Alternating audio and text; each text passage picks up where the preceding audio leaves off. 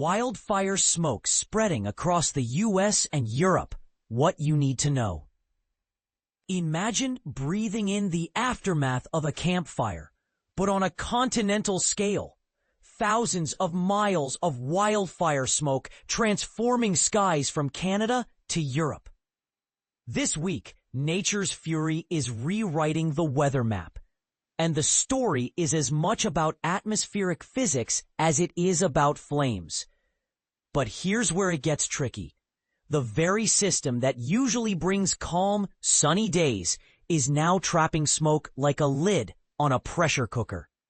And this is the part most people miss. The same weather patterns that will create breathtaking sunsets in Europe will leave millions gasping for clean air at home. Right now, the Northeast is bracing for smoky skies as Canadian wildfires rage unchecked.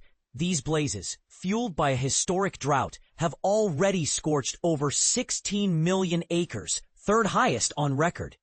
Smoke isn't just lingering in the air. It's being herded eastward by a stubborn high-pressure system. Normally, this would mean clear skies and gentle breezes. Instead, we're seeing the opposite. A stagnant air mass trapping pollutants at ground level, with wind speeds too weak to disperse the haze. By Monday morning, air quality alerts were active in 12 northern U.S. states, with Detroit, Chicago, and Montreal hitting the top 10 worst air quality rankings globally. But the smoke isn't stopping at the Atlantic. A powerful jet stream is set to carry particles on a 5,000-mile journey, arriving in Ireland by Tuesday and reaching Germany by Thursday.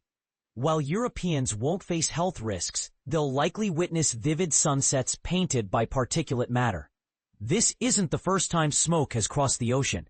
June's Canadian fires reached Russia, but this week's event is uniquely vast. Now, let's zoom in on the U.S. The Midwest and Great Lakes are under siege, with smoke stretching from Iowa to Maine. Cities like Green Bay, Buffalo, and Ottawa are enveloped in a hazy shroud, while New York and Boston brace for an influx of particulates. Even the Mid-Atlantic, which might escape the worst, will notice a ghostly haze in the sky. Meanwhile, the Southwest faces its own crisis. Arizona's White Sage Fire and Utah's Monroe Canyon Fire are burning at record sizes, their smoke expected to blanket Colorado and New Mexico. In California, the Gifford Fire near San Luis Obispo has forced evacuations and shows no signs of slowing, with wind gusts and record heat creating a perfect storm for wildfires. The source of this chaos, Canada's prairie provinces, where drought has turned forests into kindling. The Northeast's smoky skies are expected to persist through Friday, with only weak relief in sight. In the West, the fire threat remains critical, with winds and heat continuing to fan the flames. For Europe, the coming days might offer a surreal mix of beauty and irony. Sunsets that glow with the colors of destruction. Here's a question to chew on. Is it worth trading clear skies for a few extra minutes of golden hour photography if it means risking public health? Or should we be investing more in fire prevention now rather than waiting for the smoke to clear? Share your thoughts below. Let's debate what's truly at stake when the atmosphere becomes a global firestorm. Canada's wildfires spread smoke. Air quality warnings for U.S. Northeast and Midwest. Canada is currently battling a staggering number of wildfires, and the impact is being felt far beyond its borders. Right now, there are at least 738 active wildfires scorching across the country, with over 200 of these fires completely out of control. But here's where it gets controversial. The smoke from these blazes isn't just a Canadian problem. It's drifting into the United States, severely affecting air quality across a vast stretch of the upper Midwest and Northeast regions. By Monday morning, 8 U.S. states, from Wisconsin all the way to Maine, were placed under air quality alerts due to the thick smoke blanketing the area. This isn't just a minor inconvenience.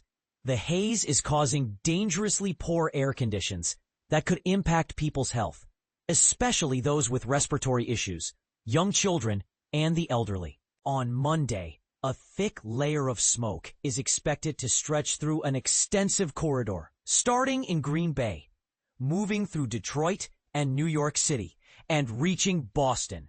If you look at the global stage, cities like Detroit and Chicago have unfortunately ranked among the world's 10 most polluted major urban centers for air quality at the start of the week. A stark illustration of the wildfire smoke severity.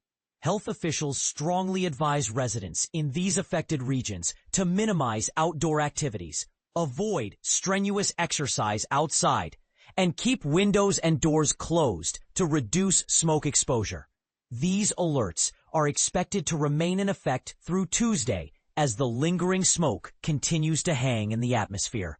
And this is the part most people miss.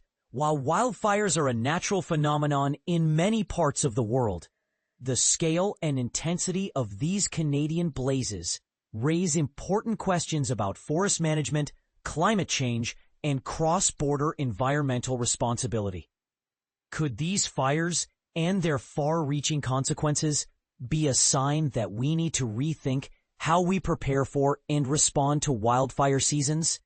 What measures should governments on both sides of the border take to better protect public health and natural resources? We'd love to hear your thoughts. Do you believe the current response to these wildfires and their fallout is adequate? Or is there more that needs to be done to address this growing crisis? Join the conversation and share your perspective below. Upper Michigan weather update. Haze clearing, heat wave coming. Smoky conditions fade as scorching heat approaches Marquette. WLUC. The atmospheric haze is gradually dissipating thanks to shifting wind patterns, though it hasn't completely cleared. Air quality index readings remain at moderate levels, so residents should still limit outdoor exposure when possible. Download the TV6 First Alert weather app for your iOS and Android devices to stay informed about changing conditions. Isolated rain showers may develop in the coming days, particularly where lake breezes converge early this week. But here's where it gets interesting. Storm chances will significantly increase as we approach the weekend. This precipitation shift coincides with a major weather pattern transformation. An upper-level ridge will establish itself over the upper Midwest within the jet stream, triggering what could be our most intense, hot, and humid period this season. Temperatures are forecast to soar near or at 90 degrees by Friday and Saturday. And this is the part most people miss when planning their weekend activities. Forecast breakdown. Today, lingering light haze with partly cloudy skies and warm conditions. Highs, upper 70s near the water, low 80s further inland. Tuesday, partly cloudy with isolated rain showers possible. Highs, upper 70s to low 80s throughout the region. Wednesday, partly cloudy and consistently warm.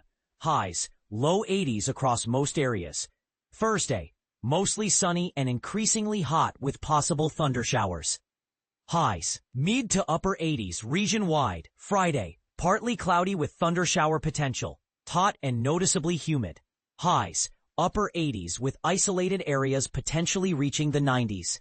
Saturday, mostly sunny skies with continued heat and humidity. Highs, upper 80s to low 90s across the region.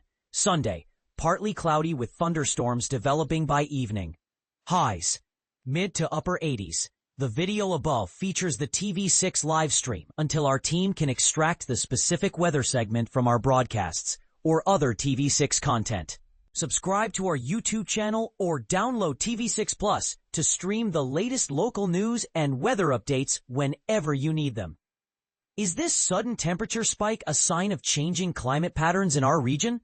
Some meteorologists believe these intense heat waves are becoming more frequent, while others point to natural variability. What do you think? Are you noticing more extreme weather swings in recent years? Share your observations in the comments below. Copyright 2025 WLUC. All rights reserved.